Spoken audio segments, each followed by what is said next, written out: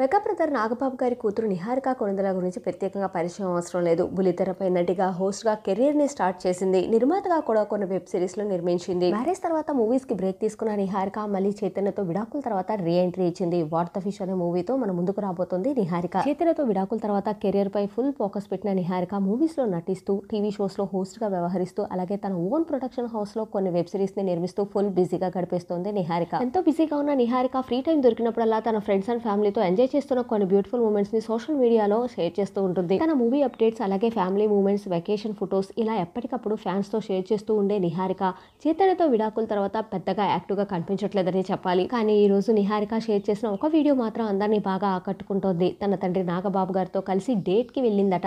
నాగబాబు గారు కూడా గత 4-5 నెలల నుంచి ఎలక్షన్స్ లో తన తమ్ముడు కోసం ఎంతో కష్టపడ్డారు. నన్ను ఎంటర్టైన్ చేయడంలో ఎప్పుడూ ఫెయిల్ అవ్వలేదు, మై A1 ఫ్రమ్ డే 1 అంటూ తన డేట్ లో తండ్రి నాగబాబు గారితో ఉన్న క్యూట్ మూమెంట్స్ ని షేర్ చేసుకుంది నిహారిక. ఇద్దరు గొడవ పడుతూ ఎంతో సరదాగా టైం స్పెండ్ చేసిన ఆ వీడియో చూసిన ఫ్యాన్స్ అంతా కూడా మీరెప్పుడు ఇలాగే హ్యాపీగా ఉండాలి అంటూ కామెంట్స్ పెడుతున్నారు. ఆ బ్యూటిఫుల్ వీడియోని మనం ఈ వీడియోలో చూసేద్దాం.